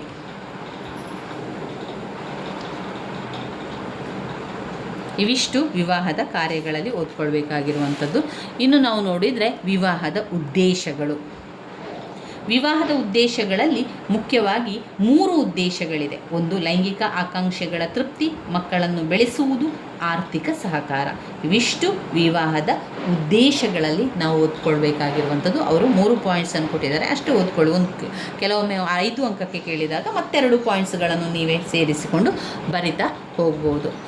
ಜಾರ್ಜ್ ಪೀಟರ್ ಮರ್ಡಕ್ ರವರು ಸುಮಾರು 250 ಆದಿ ಸಮಾಜಗಳಲ್ಲಿ ವಿವಾಹದ ಉದ್ದೇಶಗಳ ಬಗ್ಗೆ ಅಧ್ಯಯನವನ್ನು ನಡೆಸಿ ಮಾನವ ಸಮಾಜಗಳಲ್ಲಿ ವಿವಾಹವು ಸಾಮಾನ್ಯವಾಗಿ 3 ಉದ್ದೇಶಗಳಾಗಿ ನೆರವೇರುತ್ತದೆ ಎಂದು ಸಂಕ್ಷೇಪಿಸಿದ್ದಾರೆ. 1. ಲೈಂಗಿಕ ಆಕಾಂಕ್ಷೆಗಳ ತೃಪ್ತಿ. 2. ಮಕ್ಕಳನ್ನು ಬೆಳೆಸುವುದು. 3. ಆರ್ಥಿಕ ಸಹಕಾರ. ಮಕ್ಕಳನ್ನು ಬೆಳೆಸುವುದು, ಆರ್ಥಿಕ ಸಹಕಾರ. ಈ 3 ವಿಷಯಗಳು ಉದ್ದೇಶಗಳಲ್ಲಿ ಬರುವಂಥದ್ದು. ಲೈಂಗಿಕ ಆಕಾಂಕ್ಷೆಗಳ ತೃಪ್ತಿ. ವಿವಾಹದ ಹೆಚ್ಚು ಪ್ರಧಾನ ಉದ್ದೇಶ ಜೈವಿಕ ಅಥವಾ ಜೈಹಿಕ ಅಗತ್ಯಗಳ ಪೂರೈಕೆ. ಲೈಂಗಿಕ ಆಕಾಂಕ್ಷೆ ಎನ್ನುವುದು ಪುರುಷ ಹಾಗೂ ಮಹಿಳೆಯರಲ್ಲಿನ ಸ್ವಾಭಾವಿಕ ಜೈವಿಕ ಅಗತ್ಯತೆಯಾಗಿದೆ. ಈ ಅಗತ್ಯತೆಯ ತೃಪ್ತಿಯು ಆದಾಗ್ಯೂ ಮಗುವಿನ ಹುಟ್ಟಿಗೆ ದಾರಿ ಮಾಡಿಕೊಡುತ್ತದೆ. ಒಂದು ಸ್ಥಿರ ಸಂಬಂಧದ ಮೂಲಕ ಲೈಂಗಿಕ ಚಟುವಟಿಕೆಗಳನ್ನು ನಿಬಂಧನೆಗೊಳಪಡಿಸುವುದು ವಿವಾಹದ ಪ್ರಾಥಮಿಕ ಉದ್ದೇಶವಾಗಿದೆ. 2ನೇ ಪಾಯಿಂಟ್ನಲ್ಲಿ ಮಕ್ಕಳನ್ನು ಬೆಳೆಸುವುದು. ಆದಿ ಸಮಾಜಗಳಲ್ಲಿ ನಿರ್ದಿಷ್ಟವಾಗಿ ವಿವಾಹವು ಆರ್ಥಿಕ ಗುರಿಯನ್ನು ಹೊಂದಿದ್ದು, ಕೃಷಿಯೇ ಪ್ರಧಾನ ವೃತ್ತಿಯಾಗಿರುವ ಸಮಾಜಗಳಲ್ಲಿ ಬಿತ್ತನೆ ಬೀಳುವಂತಹ ಸಣ್ಣ ಪುಟ್ಟ ಕೆಲಸಗಳಿಗೆ ಮಹಿಳೆಯರು ಉಪಯುಕ್ತವಾಗುತ್ತಿದ್ದರು. ಆರ್ಥಿಕ ಸಹಕಾರ. ಮಕ್ಕಳನ್ನು ಪಡೆಯುವುದು, ಮಕ್ಕಳ ಪಾಲನೆ ಪೋಷಣೆ ಮಾಡುವುದು ವಿವಾಹದ ಜೈವಿಕ ಹಾಗೂ ಸಾಮಾಜಿಕ ಕಾರ್ಯವಾಗಿದೆ. ಇನ್ನು ಪುರುಷರು ಸ್ವಾಭಾವಿಕವಾಗಿ ದ್ವಿಗುಣಗೊಳಿಸಲು ಬಯಸುತ್ತಾರೆ, ಮಹಿಳೆಯರು ಸ್ವಾಭಾವಿಕವಾಗಿ ಮಕ್ಕಳಿಗಾಗಿ ಹಂಬಲಿಸ್ತಾರೆ. ಆದ್ದರಿಂದ ಮಕ್ಕಳನ್ನು ಪಡೆಯುವ ಇಚ್ಛೆ ಹಾಗೂ ಸಲಹುವ ಜೈವಿಕ ಅಗತ್ಯತೆಗಳನ್ನು ಪೂರೈಸಬೇಕು. ಇದು ವಿವಾಹದ ಉದ್ದೇಶಗಳಲ್ಲಿ ನೀವು ಬರೀಬೇಕು. ಮತ್ತೊಮ್ಮೆ ಪಾಯಿಂಟ್ಸ್ ಹೇಳ್ತಾ ಹೋಗ್ತಾನೆ. ಲೈಂಗಿಕ ಆಕಾಂಕ್ಷೆಗಳ ತೃಪ್ತಿ. 2. ಮಕ್ಕಳನ್ನು ಬೆಳೆಸುವುದು. 3. ಆರ್ಥಿಕ ಸಹಕಾರ. ಇನ್ನು ಬರುವಂತಹ ವೆರಿ ಇಂಪಾರ್ಟೆಂಟ್ ಆಗಿರುವಂತಹ ಪ್ರಶ್ನೆ ವಿವಾಹದ ಬಗೆಗಳು. ವಿವಿಧ ಮಾನದಂಡಗಳ ಆಧಾರದ ಮೇಲೆ ವಿವಾಹವನ್ನು ಹಲವು ಬಗೆಗಳಾಗಿ ವರ್ಗೀಕರಿಸಬಹುದು. ಕೆಲವು ಪ್ರಧಾನ ಬಗೆಗಳನ್ನು ತಿಳ್ಕೊಳ್ಳೋ. ಮೊದಲನೇದಾಗಿ ವಿವಾಹದ ಬಗೆಗಳು. ವಿವಾಹದ ಬಗೆಗಳಲ್ಲಿ 2 ವಿವಾಹದ ಬಗೆಗಳು. ಒಂದು ಏಕ ವಿವಾಹ, ಹಾಗೆ ಬಹು ವಿವಾಹ. ಏಕ ವಿವಾಹ ಮತ್ತು ಬಹು ವಿವಾಹವಾಗಿದೆ. ಬಹು ವಿವಾಹದಲ್ಲಿ ಬಹುಪತ್ನಿತ್ವ ಮತ್ತು ಬಹುಪತಿತ್ವ. ಬಹುಪತ್ನಿತ್ವ ಮತ್ತು ಬಹುಪತಿತ್ವ. ಬಹುಪತಿತ್ವ ವಿವಾಹದಲ್ಲಿ ಸೋದರ ಬಹುಪತಿತ್ವ, ಸೋದರೇತರ ಬಹುಪತಿತ್ವ. ಅದನ್ನು ಅವರು ಯಾವ ರೀತಿ ಕೊಟ್ಟಿದ್ದಾರೆ? ಭಾತೃ ಬಹುಪತಿತ್ವ ಅಂದರೆ ಸೋದರ ಬಹುಪತಿತ್ವ. ಸೋದರೇತರರು, ಸೋದರರಲ್ಲದು ಸೋದರೇತರರು ಭಾತ್ರೇತರ ಬಹುಪತಿತ್ವ. ಭಗಿನಿ ಸೋದರಿ ಭಗೀರಥ. ಭಗಿನಿ ಅಥವಾ ಸೋದರಿ ಭಗಿನೇತರ ಬಹುಪತ್ನಿತ್ವದಲ್ಲಿ ಬರುವಂಥದ್ದು. ಅದರ ಬಗೆಗಳಲ್ಲಿ ಮೊದಲನೇದಾಗಿ ಏಕ ವಿವಾಹ, ವಿವಾಹದ ಅನುಕೂಲಗಳು. ಆಮೇಲೆ ಬಹು ವಿವಾಹದ ಬಗೆಗಳು, ಬಹುಪತ್ನಿತ್ವದ ಬಗೆಗಳು, ಬಹುಪತ್ನಿತ್ವದ ಅನುಕೂಲತೆಗಳು, ಬಹುಪತ್ನಿ ಅನಾನುಕೂಲತೆಗಳು.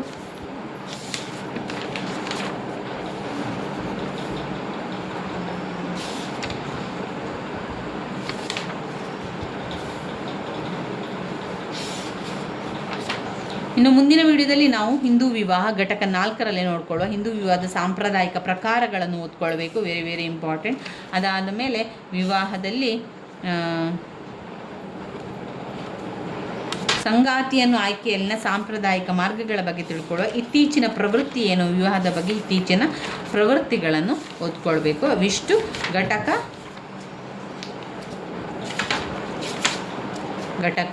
4ರಲ್ಲಿರುವಂಥದ್ದು. ಇಲ್ಲಿ ವಿವಾಹದ ಬಗೆಗಳನ್ನು ಸ್ವಲ್ಪ ನೋಡ್ಕೊಳ್ಳೋ. ವಿವಾಹದ ಬಗೆಗಳಲ್ಲಿ ಏನು ಕೊಟ್ಟಿದ್ದಾರೆ ಎನ್ನುವಂಥದ್ದು.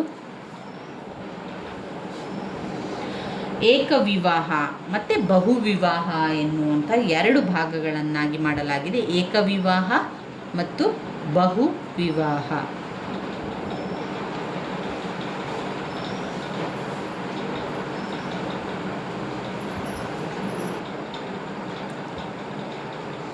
ಇದರಲ್ಲಿ ಮೊದಲನೆಯ ಪಾಯಿಂಟ್ ಏಕವಿವಾಹ.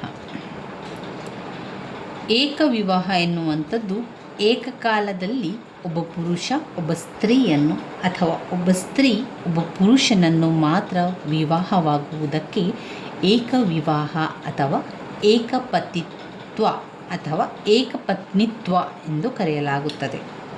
ಇದು ವಿವಾಹದ ಮಾರ್ಗದರ್ಶಿತ ಬಗೆಯಾಗಿದ್ದು ಸರಳ ಆದಿ ಸಮಾಜಗಳ ಬುಡಕಟ್ಟುಗಳಲ್ಲಿ ಹಾಗೂ ನಾಗರಿಕ ಸಮಾಜಗಳಲ್ಲಿ ಕಾಣಬಹುದಾಗಿರುವಂತಹ ಒಂದು ವಿವಾಹದ ಪ್ರಕಾರವಾಗಿದೆ.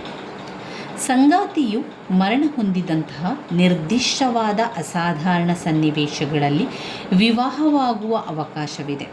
ಇದು ಹಿಂದೂ ಸಮಾಜದಲ್ಲಿ ಅತ್ಯಂತ ಜನಪ್ರಿಯವಾದ ಆಚರಣೆಯಾಗಿರುವಂಥದ್ದು.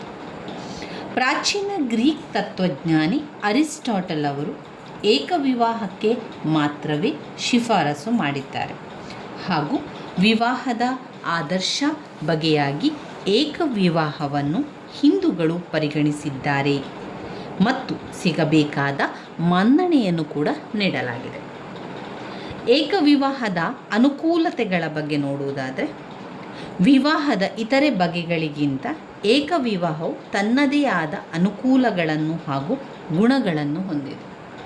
ಇದರಲ್ಲಿ ಅನುಕೂಲತೆಗಳನ್ನು ನಾವು ನೋಡುವುದಾದರೆ, ವೈವಾಹಿಕ ಜೀವನವನ್ನು ನಡೆಸಲು ಸಮಾನ ಅವಕಾಶವನ್ನು ಏಕವಿವಾಹದಲ್ಲಿ ನೀಡುತ್ತದೆ. ವೈವಾಹಿಕ ಜೀವನವನ್ನು ನಡೆಸಲಿಕ್ಕೆ ಸಮಾನತೆ ಎಲ್ಲ ಸಮಾಜಗಳಲ್ಲಿಯೂ ಕೂಡ ಕಾಣ್ಬೋದು. ಏಕವಿವಾಹ ಮಾತ್ರ ಪುರುಷ ಮತ್ತು ಮಹಿಳೆಯರಿಗೆ ಸಮಾನವಾದ ಅವಕಾಶವನ್ನು ಒದಗಿಸುತ್ತದೆ. ಎರಡನೆಯದಾಗಿ, ಆರ್ಥಿಕವಾಗಿ ಹೆಚ್ಚು ಸೂಕ್ತವಾಗಿರುವಂಥದ್ದು ಏಕವಿವಾಹ. ಯಾಕಂದರೆ ಏಕವಿವಾಹವು ಬಡತನದೊಂದಿಗೆ ಹೊಂದಿಕೊಳ್ಳುತ್ತದೆ. ಒಬ್ಬಳೇ ಹೆಂಡತಿಯನ್ನು ಹಾಗೂ ಅವಳಿಂದ ಪಡೆದ ಮಕ್ಕಳನ್ನು ನಿರ್ವಹಿಸಲಿಕ್ಕೆ ಬಡವರಿಗೆ ಅಂತಹ ಕಷ್ಟವಾದ ಕೆಲಸ ಅಲ್ಲ. ಹಾಗಾಗಿ ಏಕವಿವಾಹವು ಜನರಿಗೆ ಆರ್ಥಿಕವಾಗಿ ಅದು ಯುಕ್ತವಾದಂಥದ್ದು. ಇನ್ನು ಪತಿ ಪತ್ನಿಯರ ನಡುವಿನ ಸುಮಧುರ ಸಂಬಂಧವನ್ನು ಉತ್ತೇಜಿಸುತ್ತದೆ. ಪತಿ ಪತ್ನಿಯರ ನಡುವೆ ಹೆಚ್ಚಿನ ಮಟ್ಟದ ಪ್ರೀತಿ ವಾತ್ಸಲ್ಯವನ್ನು ಏಕವಿವಾಹವು ಉಂಟು ಮಾಡ್ತದೆ. ಈ ಕುಟುಂಬದ ಶಾಂತಿ ಇರ್ಬೋದು, ಐಕ್ಯತೆ, ಸಂತೋಷಕ್ಕೆ ಇದು ಒಂದು ಕೊಡುಗೆಯನ್ನು ಕೂಡ ಕೊಡ್ತದೆ. ತನ್ನ ಉತ್ಕೃಷ್ಟ ಕೃತಿಯಾದ ವಾತ್ಸಾಯನವು ಏಕವಿವಾಹವನ್ನು ಗೌರವಿಸಿದ್ದಾನೆ. ಭೌತಿಕವಾಗಿ, ಮಾನಸಿಕವಾಗಿ ಹಾಗೂ ಆಧ್ಯಾತ್ಮಿಕವಾಗಿ ಒಬ್ಬ ಪುರುಷನು ಒಬ್ಬ ಸ್ತ್ರೀಯನ್ನು ಮಾತ್ರ ತೃಪ್ತಿಗೊಳಿಸಬಲ್ಲ ಎಂಬುದಾಗಿ ವಾತ್ಸಾಯನ ಬರೆದಿದ್ದಾನೆ. ಆದ್ದರಿಂದ ಪತಿ ಪತ್ನಿಯರ ನಡುವಣ ಸುಮಧುರ ಸಂಬಂಧವನ್ನು ಏಕವಿವಾಹವು ಖಾತರಿಪಡಿಸುವುದರಲ್ಲಿ ಅನುಮಾನ ಇಲ್ಲ. ಇನ್ನು ಏಕವಿವಾಹದ ಅನುಕೂಲತೆಗಳಲ್ಲಿ ಉತ್ತಮ ಸಾಮಾಜೀಕರಣ ಪ್ರಕ್ರಿಯೆಯನ್ನು ಪ್ರೋತ್ಸಾಹಿಸುತ್ತದೆ. ಪತಿ ಪತ್ನಿಯರು ಉತ್ತಮ ಹೊಂದಾಣಿಕೆಯಿಂದಿರುವುದರಿಂದಾಗಿ ತಮ್ಮ ಮಕ್ಕಳ ಸಾಮಾಜೀಕರಣಕ್ಕೆ ಹೆಚ್ಚಿನ ಗಮನವನ್ನು ನೀಡಬಹುದು. ಮಕ್ಕಳನ್ನು ಚೆನ್ನಾಗಿ ನೋಡಿಕೊಳ್ಳುವಂಥದ್ದು, ಅವರಿಗೆ ಬೇಕಾಗಿರುವಂಥ ಎಲ್ಲ ಒಂದು ವಿಶೇಷ ಗಮನವನ್ನು ಅವರ ಬಗ್ಗೆ ಕೊಡಲಿಕ್ಕೂ ಕೂಡ ಸಹಕಾರಿಯಾಗ್ತದೆ. ಸ್ಥಿರ ಕುಟುಂಬಕ್ಕೆ ಸಹಾಯವನ್ನು ಮಾಡ್ತದೆ. ಏಕವಿವಾಹ ಏನು ಮಾಡ್ತದೆ? ಸ್ಥಿರ ಕುಟುಂಬಕ್ಕೆ ಸಹಾಯವನ್ನು ಮಾಡ್ತದೆ. ಏಕವಿವಾಹ ಕುಟುಂಬಗಳು ಹೆಚ್ಚು ಸ್ಥಿರವೂ ಹಾಗೂ ದೀರ್ಘಕಾಲಿಕವಾದವುಗಳು. ಏಕೆಂದರೆ ಬಹುಪತ್ನಿತ್ವ ಕುಟುಂಬಗಳಂತಗಳಲ್ಲಿ ಸಾಮಾನ್ಯವಾಗಿ ಕಂಡುಬರುವ ಘರ್ಷಣೆಗಳಿಂದ ಇವು ಮುಕ್ತವಾಗಿದೆ. ಏಕವಿವಾಹವು ಹೆಚ್ಚು ಸ್ಥಿರವಾದುದು ಹಾಗೂ ಕುಟುಂಬ ಬಂಧನವು ಬಲಯುತವಾದುದು ಎಂದು ಹರ್ಬರ್ಟ್ ಸ್ಪೆನ್ಸರ್ ಅವರು ಕೂಡ ಅಭಿಪ್ರಾಯಪಟ್ಟಿದ್ದಾರೆ. ಇನ್ನು ವೃದ್ಧ ಜನ್ಮದಾತರನ್ನು ನಿರ್ಲಕ್ಷಿಸುವುದಿಲ್ಲ. ಏಕವಿವಾಹದಲ್ಲಿ ಮಾತ್ರವೇ ವೃದ್ಧ ಜನ್ಮದಾತರನ್ನು ಸಂರಕ್ಷಿಸಲಾಗುತ್ತದೆ ಹಾಗೂ ಸೂಕ್ತವಾಗಿ ನೋಡಿಕೊಳ್ಳಲಾಗುತ್ತದೆ. ಮಹಿಳೆಯರ ಉತ್ತಮ ಅಂತಸ್ತು. ಏಕವಿವಾಹದಲ್ಲಿ ಒಬ್ಬ ಮಹಿಳೆ ಸಾಮಾನ್ಯವಾಗಿ ಕುಟುಂಬದಲ್ಲಿ ಉತ್ತಮ ಅಂತಸ್ತನ್ನು ಅನುಭವಿಸುತ್ತಾಳೆ. ಬಹುವಿವಾಹ ಇನ್ನು ಬರುವಂಥದ್ದು ಬಹುವಿವಾಹ ಎನ್ನುವಂಥದ್ದು ಪಾಲಿಗಮಿ ಎಂಬ ಪದವು ಗ್ರೀಕ್ ಪದದಿಂದ ಉತ್ಪತ್ತಿಯಾಗಿರುವಂಥದ್ದು. ಪಾಲಿ ಎಂಬ ಪದದ ಅರ್ಥ ಬಹು ಹಾಗೂ ಗಮಿ ಎಂಬುದು ವಿವಾಹ.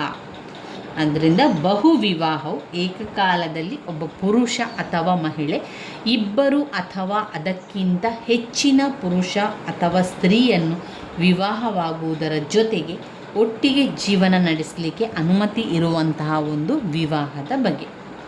ಬಹುವಿವಾಹದ ಬಗೆಗಳಲ್ಲಿ 2 ವಿಧವನ್ನು ಕಾಣ್ಬೋದು. ಅದು ಒಂದು ಬಹುಪತ್ನಿತ್ವ, ಮತ್ತೊಂದು ಬಹುಪತಿತ್ವ. ಮೊದಲನೇದಾಗಿ ಬಹುಪತ್ನಿತ್ವವು ಗ್ರೀಕ್ ಪದದ ಪಾಲಿಜಿನಿ ಎಂಬ ಪದದಿಂದ ಉತ್ಪತ್ತಿಯಾಗಿದೆ. ಪಾಲಿ ಎಂಬ ಪದ ಬಹು ಎಂಬರ್ಥ, ಜಿನಿ ಎಂದರೆ ಮಹಿಳೆ. ವಿವಾಹದ ಬಗೆಯಾದ ಬಹುಪತ್ನಿತ್ವದಲ್ಲಿ ಒಬ್ಬ ಪುರುಷ ಇಬ್ಬರು ಅಥವಾ ಅದಕ್ಕಿಂತ ಹೆಚ್ಚಿನ ಸಂಖ್ಯೆಯ ಮಹಿಳೆಯರನ್ನು ವಿವಾಹವಾಗುತ್ತಾರೆ. ನಾಗಾ, ಗೊಂಡಾಸ್, ಬೈಗಾಸ್ ಮುಂತಾದ ಭಾರತದ ಆದಿವಾಸಿಗಳಲ್ಲಿ, ಎಸ್ಕಿಮೋ ಆದಿವಾಸಿಗಳಲ್ಲಿ, ಉತ್ತರ ಅಮೇರಿಕಾದ ಹಫದಸ್ತಾ ಮತ್ತು ಆಫ್ರಿಕಾದ ನೀಗ್ರೋಗಳಲ್ಲಿ ಬಹುಪತ್ನಿ ವಿವಾಹವು ಕಂಡುಬರುತ್ತದೆ. ಬಹುಪತ್ನಿಯು ಗುಲಾಮಗಿರಿ ಸಂಸ್ಥೆಗೆ ನಿಕಟವಾಗಿದೆ. ಸಾಮಾನ್ಯವಾಗಿ ಯುದ್ಧದಲ್ಲಿ ವಶಪಡಿಸಿಕೊಂಡ ಮಹಿಳೆಯರನ್ನು ಪತ್ನಿ ಅಥವಾ ಉಪಪತ್ನಿಯರನ್ನಾಗಿ ಜಯಶಾಲಿಯಾದವರು ಮಾಡಿಕೊಳ್ತಾ ಇದ್ದರು. ವೆಸ್ಟರ್ ಮಾರ್ಕ್ರವರು ತಮ್ಮ the history of human marriage ಎಂಬ ಕೃತಿಯಲ್ಲಿ ಬಹುಪತ್ನಿತ್ವದ ಕಾರಣಗಳನ್ನು ಕೂಡ ಅವರು ತಿಳಿಸಿದ್ದಾರೆ. ಇದರಲ್ಲಿ ನಾವು ನೋಡುವುದಾದರೆ, ಹೇರಿದ ಬ್ರಹ್ಮಚರ್ಯೆ, ಮಹಿಳೆಯರು ಶೀಘ್ರವಾಗಿ ವೃದ್ಧೆಯರಾಗುವುದು, ಹೆಚ್ಚು ಮಕ್ಕಳನ್ನು ಪಡೆಯುವ ಅಪೇಕ್ಷೆ, ಸಾಮಾಜಿಕ ಗೌರವ, ಆರ್ಥಿಕ ಅವಶ್ಯಕತೆ, ಈ ಎಲ್ಲ ಕಾರಣಗಳು ಬಹುಪತ್ನಿತ್ವ ವಿವಾಹವಾಗಲಿಕ್ಕೆ ಕಾರಣ ಆಗಿರುವಂಥದ್ದು. ಬಹುಪತ್ನಿತ್ವದ ಬಗೆಗಳು ನಾವು ನೋಡಿದರೆ, ಬಹುಪತ್ನಿತ್ವದಲ್ಲಿ 2 ಬಗೆಯನ್ನು ಕಾಣ್ಬೋದು. ಭಗಿನಿ ಬಹುಪತ್ನಿತ್ವ, ಭಗಿನೇತರ ಬಹುಪತ್ನಿತ್ವ. ಅಂದರೆ ಸಹೋದರಿ ಬಹುಪತ್ನಿತ್ವ, ಸಹೋದರಿಯೇತರ ಬಹುಪತ್ನಿತ್ವ. ಏನದು ಭಗಿನಿ ಬಹುಪತ್ನಿತ್ವ, ಭಗಿನೇತರ ಬಹುಪತ್ನಿತ್ವ ಅಂದರೆ ಅರ್ಥ ಏನು ಅಂದರೆ, ಇಲ್ಲಿ ಸೋದರಿಯನ್ನು ವಿವಾಹವಾಗುವಂಥದ್ದು. ಮದುವೆಯಾದಂತಹ ಪುರುಷನು ಇನ್ನೊಂದು ವಿವಾಹವಾಗಬೇಕಾದ್ರೆ ತನ್ನ ಮೊದಲನೆಯ ಹೆಂಡತಿಯ ತಂಗಿಯನ್ನು ವಿವಾಹವಾಗುವಂಥ ಸಹೋದರಿಯನ್ನು ವಿವಾಹವಾಗುವಂಥದ್ದು. ಸೋರರ್ ಎಂಬ ಲ್ಯಾಟಿನ್ ಶಬ್ದಕ್ಕೆ ಭಗಿನಿ ಅಥವಾ ಸಹೋದರಿ ಎಂಬ ಅರ್ಥವಿದೆ. ಈ ಬಗೆಯ ವಿವಾಹದಲ್ಲಿ ಹಲವಾರು ಸಹೋದರಿಯರು ಏಕಕಾಲದಲ್ಲಿ ಒಬ್ಬನೇ ಪುರುಷನ ಪತ್ನಿಗಳಾದಾಗ ಆ ಆಚರಣೆ ಸೋರೋರೆಟ್ ಎಂದು ಕರೆಯಲಾಗ್ತದೆ. ಮುಸ್ಲಿಮರಲ್ಲಿ ಒಬ್ಬನೇ ಪುರುಷನನ್ನು ಸಹೋದರಿಯರು ವಿವಾಹವಾಗುವಂತಿಲ್ಲ. ಭಗಿನೇತರ ಬಹುಪತ್ನಿತ್ವದಲ್ಲಿ ಇದು ವಿವಾಹದ ಒಂದು ಬಗೆಯಾಗಿದ್ದು, ಇದರಲ್ಲಿ ಪತ್ನಿಯರೆಲ್ಲರೂ ಸಹೋದರಿಯರಾಗಿರುವುದಿಲ್ಲ. ಬೇರೆ ಮಾತಿನಲ್ಲಿ ಹೇಳುವುದಾದರೆ, ಒಬ್ಬ ಪುರುಷ ತನ್ನ ಇತರೆ ಹೆಂಡತಿಯರಿಗೆ ಸಂಬಂಧಪಡದ ಒಬ್ಬ ಮಹಿಳೆಯನ್ನು ವಿವಾಹವಾದರೆ ಅಂತಹ ವಿವಾಹವನ್ನು ಭಗಿನೇತರ ಸಹೋದರಿಯೇತರ ಬಹುಪತ್ನಿತ್ವ ಅಂತ ಕರೀತಾರೆ. ಬಹುಪತ್ನಿತ್ವದ ಅನುಕೂಲತೆ ಮತ್ತು ಅನಾನುಕೂಲತೆಗಳ ಬಗ್ಗೆ ಕೂಡ ಸ್ವಲ್ಪ ನೋಡ್ತಾ ಹೋಗುವ. ಬಹುಪತ್ನಿತ್ವವು ವೇಶ್ಯಾವೃತ್ತಿಯನ್ನು ತಡೆಹಿಡಿಯುತ್ತದೆ, ಏಕೆಂದರೆ ಪುರುಷನು ವಿವಾಹದ ಸಂಸ್ಥೆಯೊಳಗಡೆ ತನ್ನ ಲೈಂಗಿಕ ಆಕಾಂಕ್ಷೆಗಳನ್ನು ತೃಪ್ತಿಪಡಿಸಿಕೊಳ್ಳಬಹುದು. ಈ ವಿವಾಹವು ಸಮಾಜಕ್ಕೆ ಆರೋಗ್ಯಪೂರ್ಣವಾದ ಮಕ್ಕಳನ್ನು ನೀಡುತ್ತದೆ, ಏಕೆಂದರೆ ಶ್ರೀಮಂತ ಜನರು ಮಾತ್ರ ಹಲವು ಪತ್ನಿಯರನ್ನು ಹೊಂದಲು ಶಕ್ತರಾಗಿ ನಿಭಾಯಿಸುತ್ತಾರೆ. ಮಕ್ಕಳನ್ನು ಉತ್ತಮವಾಗಿ ನೋಡಿಕೊಳ್ಳಲಾಗುತ್ತದೆ, ಏಕೆಂದರೆ ಮಕ್ಕಳನ್ನು ನೋಡಿಕೊಳ್ಳಲು ಹಲವಾರು ಮಹಿಳೆಯರಿರುತ್ತಾರೆ. ಬಹುಪತ್ನಿತ್ವದ ಅನಾನುಕೂಲತೆಗಳೆಂತ ಹೇಳಿದರೆ, ಇಂತಹ ವಿವಾಹದಲ್ಲಿ ಹೆಚ್ಚು ಮಹಿಳೆಯರು ಮತ್ತು ಮಕ್ಕಳನ್ನು ಕುಟುಂಬದ ಯಜಮಾನನು ಪೋಷಿಸಬೇಕಾಗಿರುವುದರಿಂದ ಆರ್ಥಿಕ ಹೊರೆ ಕುಟುಂಬದ ಯಜಮಾನನಿಗೆ ಹೆಚ್ಚಾಗುತ್ತದೆ. ಬಹಳಷ್ಟು ಮಂದಿ ಮಕ್ಕಳ ಮೇಲ್ವಿಚಾರಣೆಯನ್ನು ಹೊಂದಿರುವುದರಿಂದಾಗಿ ಮಕ್ಕಳನ್ನು ಸೂಕ್ತ ರೀತಿಯಲ್ಲಿ ನೋಡಿಕೊಳ್ಳಲಾಗುವುದಿಲ್ಲ. ಪತ್ನಿಯರು ಹಾಗೂ ಅವರ ಮಕ್ಕಳ ನಡುವೆ ಅಸೂಯೆಯನ್ನು ಸೃಷ್ಟಿಸುತ್ತದೆ, ಕುಟುಂಬದ ಸಂತೋಷವನ್ನು ನಾಶಪಡಿಸುತ್ತದೆ. ಮಹಿಳೆಯು ಕೆಳಮಟ್ಟದ ಸ್ಥಾನಮಾನವನ್ನು ಹೊಂದಿರುತ್ತಾಳೆ. ಇನ್ನು ಬರುವಂಥದ್ದು ಬಹುಪತಿತ್ವ, ಪಾಲಿಯಾಂಡ್ರಿ ಎನ್ನುವಂಥದ್ದು. ಪಾಲಿ ಎಂಬ ಪದ ಬಹು, ಹಲವು ಎಂಬರ್ಥ, ಆ್ಯಂಡ್ರಿ ಎಂಬ ಪದ ಪುರುಷ ಎಂಬ ಅರ್ಥವನ್ನು ಕೊಡ್ತದೆ. ಬಹುಪತಿತ್ವವು ವಿವಾಹದ ಒಂದು ಬಗೆಯಾಗಿದ್ದು, ಇದರಲ್ಲಿ ಒಬ್ಬ ಮಹಿಳೆ ಒಬ್ಬ ಪುರುಷರಿಗಿಂತ ಹೆಚ್ಚಿನ ಪುರುಷರನ್ನು ವಿವಾಹವಾಗುತ್ತಾರೆ. ಉದಾಹರಣೆಗೆ ಮಹಾಭಾರತದಲ್ಲಿನ ದ್ರೌಪದಿ ಮತ್ತು ಪಾಂಡವರ ವಿವಾಹ. ಬಹುಪತಿತ್ವದ ಬಗೆಗಳು ನೋಡಿದರೆ ಸೋದರ ಬಹುಪತಿತ್ವ, ಸೋದರೇತರ ಬಹುಪತಿತ್ವ, ಭ್ರಾತೃಯ ಬಹುಪತಿತ್ವ, ಭ್ರಾತೃೇತರ ಬಹುಪತಿತ್ವ. ಒಂದು ಸೋದರರ ಮುಖಾಂತರ ಅಣ್ಣ ತಮ್ಮಂದಿರನ್ನು ವಿವಾಹವಾಗುವಂಥದ್ದು ಸೋದರ ವಿವಾಹ. ಸೋದರೇತರು ಅಂತ ಹೇಳಿದರೆ ತನ್ನ ವಿವಾಹದಲ್ಲಿ ಬೇರೆ ಅಂದರೆ ಸೋದರರಲ್ಲದವರನ್ನು ವಿವಾಹವಾಗುವಂಥದ್ದು. ಇಲ್ಲಿ ಸೋದರರ ಬಹುಪತಿತ್ವ, ಭ್ರಾತೃಯ ಬಹುಪತಿತ್ವ. ಇದರಲ್ಲಿ ಎಲ್ಲ ಸಹೋದರರ ಪತ್ನಿಯಾಗಿ ಒಬ್ಬ ಮಹಿಳೆಯನ್ನು ಆಧರಿಸಲಾಗುತ್ತದೆ. ಆಕೆ ಎಲ್ಲ ಸಹೋದರರ ಜೊತೆಗೆ ಸಂಬಂಧವನ್ನು ಹೊಂದಿರುತ್ತಾಳೆ. ಮಕ್ಕಳನ್ನು ಹಿರಿಯ ವ್ಯಕ್ತಿಯ ಮಕ್ಕಳೆಂಬುದಾಗಿ ಕಾಣಲಾಗುತ್ತದೆ. ಇದು ಪಂಜಾಬ್, ಮಲಬಾರ್, ನೀಲಗಿರಿ, ಸಿಕ್ಕಿಂ, ಲಡಾಖ್, ಅಸ್ಸಾಂ ಜನಾಂಗಗಳಲ್ಲಿ ಮತ್ತು ಟಿಬೆಟ್ಗಳಲ್ಲಿಯೂ ಕೂಡ ಆಚರಣೆಯಲ್ಲಿರುವುದು ಕಂಡುಬರುತ್ತದೆ. ಭ್ರಾತೃೇತರ ಬಹುಪತಿತ್ವ, ಇದರಲ್ಲಿ ಒಬ್ಬ ಮಹಿಳೆ ಹಲವಾರು ಪತಿಯರನ್ನು ಹೊಂದಿರುತ್ತಾಳೆ. ಆಕೆ ಪತಿಯರ ಜೊತೆ ಅನುಕ್ರಮವಾಗಿ ವಾಸ ಮಾಡುತ್ತಾಳೆ. ಇಂತಹ ವಿವಾಹದಲ್ಲಿ ಪತಿಯರೆಲ್ಲರೂ ಸಹೋದರರಾಗಿರಲೇಬೇಕೆಂದೇನಿಲ್ಲ. ಒಂದು ವೇಳೆ ಮಗುವಿನ ಜನನವಾದಲ್ಲಿ ವಿಶೇಷ ಆಚರಣೆಯ ಮೂಲಕ ಪತಿಗಳಲ್ಲಿ ಯಾರಾದರೊಬ್ಬರನ್ನು ಸಾಮಾಜಿಕ ಜನ್ಮದಾತರನ್ನಾಗಿ ಆಯ್ಕೆ ಮಾಡಲಾಗುತ್ತದೆ. ಈ ಆಚರಣೆಯು ಒಮ್ಮೆ ಮಲಬಾರಿನ ನಾಯರಲ್ಲಿ ಇದ್ದಿತು. ಇತ್ತೀಚಿನ ದಿನಗಳಲ್ಲಿ ಇಂತಹ ಆಚರಣೆಯನ್ನು ಸಂಪೂರ್ಣವಾಗಿ ಕಾಣಲಾಗುತ್ತಿಲ್ಲ. ಬಹುಪತಿತ್ವದ ಕಾರಣಗಳು: ಪುರುಷರ ಸಂಖ್ಯೆಗೆ ಹೋಲಿಸಿದರೆ ಸ್ತ್ರೀಯರ ಸಂಖ್ಯೆ ಪ್ರಮಾಣ ಕಡಿಮೆ. ತೀವ್ರ ಬಡತನದಿಂದಾಗಿ ಒಬ್ಬ ಪುರುಷನು ಒಬ್ಬ ಪತ್ನಿಯನ್ನು ಪೋಷಿಸಲು ಸಾಧ್ಯವಾಗುವುದಿಲ್ಲ. ಜನಸಂಖ್ಯಾ ನಿಯಂತ್ರಣದ ಇಚ್ಛೆಯಿಂದಾಗಿ, ಆರ್ಥಿಕ ದೃಷ್ಟಿಕೋನದಿಂದಾಗಿ ಸಮಾಜದಲ್ಲಿ ಮಹಿಳೆಯನ್ನು ಅನುಪಯುಕ್ತಳೆಂದು ಭಾವಿಸಿರುವುದು, ಅವಿಭಕ್ತ ಕುಟುಂಬದ ಶಕ್ತಿಯನ್ನು ಮುಂದುವರಿಸುವ ಅಭಿಲಾಷೆ. ಇವಿಷ್ಟು ನಮಗೆ ಕುಟುಂಬದ ಬಗೆಗಳಲ್ಲಿ ಬರುವಂಥ ವಿವಾಹದ ಬಗೆಗಳು. ಕುಟುಂಬದಲ್ಲ, ವಿವಾಹದ ಬಗೆಗಳಲ್ಲಿ ನಾವು ಕಾಣುವಂಥದ್ದು ಏಕವಿವಾಹ, ಬಹುವಿವಾಹ. ಬಹುವಿವಾಹದಲ್ಲಿ ಬಹುಪತ್ನಿತ್ವ ಮತ್ತು ಬಹುಪತಿತ್ವ. ಬಹುಪತ್ನಿತ್ವದಲ್ಲಿ ಸೋದರಿ ಬಹುಪತ್ನಿತ್ವ, ಸೋದರಿಯೇತರ ಬಹುಪತ್ನಿತ್ವ. ಬಹುಪತಿತ್ವದಲ್ಲಿ ಸೋದರ ಬಹುಪತಿತ್ವ, ಸೋದರೇತರ ಬಹುಪತಿತ್ವವನ್ನು ಕಾಣ್ಬೋದು. ಇವಿಷ್ಟು ವಿವಾಹದ ಬಗೆಗಳಲ್ಲಿ ಓದ್ಕೊಳ್ಬೇಕಾಗಿರುವಂಥದ್ದು. ಇನ್ನು ಬರುವಂಥದ್ದು ಹಿಂದೂ ವಿವಾಹ.